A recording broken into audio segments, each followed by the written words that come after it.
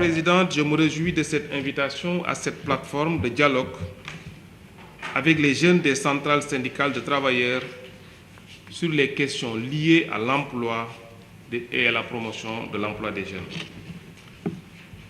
Madame la Présidente, l'emploi et la formation ont toujours été des secteurs prioritaires dans la politique économique et sociale du Sénégal.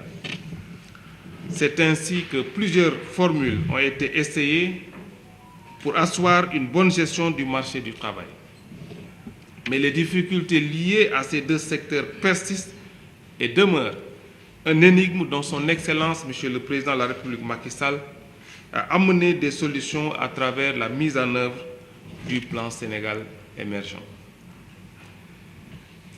Mesdames, Messieurs, vous n'êtes pas sans savoir que la population sénégalaise est majoritairement jeune. Cette jeunesse de la population va non seulement continuer dans le futur, mais aura même des tendances à être amplifiées.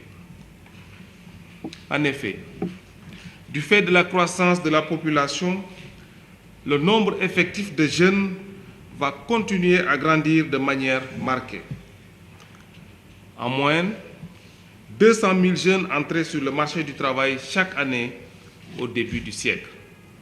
Ce chiffre se situe aux alentours de 300 000 en 2015 et grandira jusqu'à environ 400 000 en 2025 et les spécialistes parlent de 670 000 en 2050. C'est dans cette dynamique d'accompagnement de cette frange de la population que le Président de la République, son Excellence Macky Sall, a fait du développement du capital humain, de la capture du dividende démographique, de la création d'emplois en quantité et en qualité, et en un mot, de la croissance inclusive, la priorité de l'action gouvernementale.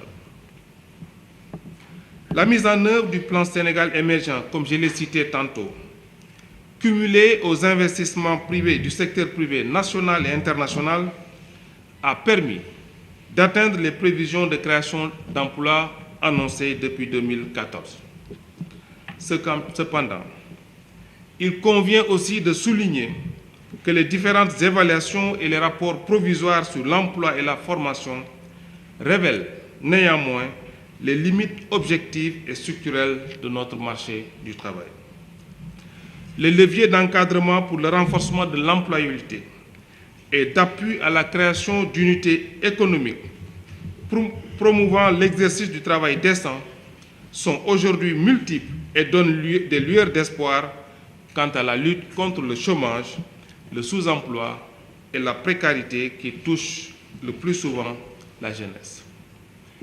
Madame la rapporteure l'a rappelé tout à l'heure, beaucoup de structures, beaucoup de dispositifs sont mis en place et qui contribuent à l'employabilité et à l'emploi des jeunes, mais il y a des observations pertinentes que vous n'avez pas manqué de souligner qui, très certainement prises en charge, devraient nous permettre d'améliorer l'employabilité et l'emploi de notre jeunesse. Mesdames, Messieurs, l'élargissement de la carte des centres de formation professionnelle favorise davantage le renforcement de l'employabilité des jeunes. En effet, de 87 centres de formation en 2012, le nombre de centres de formation est passé à 120 en 2019 et il est également prévu un centre de formation par département, soit 45 centres de formation dans tout le territoire sénégalais.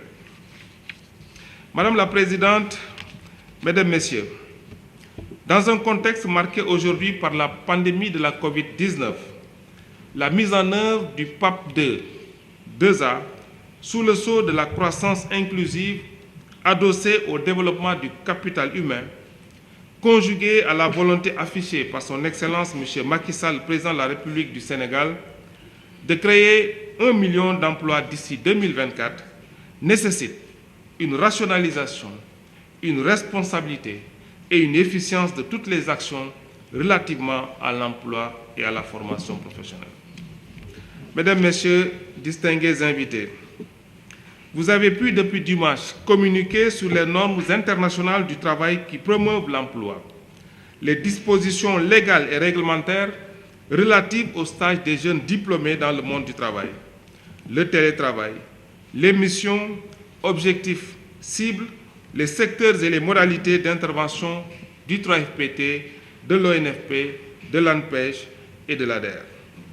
Ces communications permettront, j'en suis sûr, d'avoir une meilleure connaissance de ces leviers à travers une large partage qu'en feront ces jeunes des centrales syndicales à leur pairs.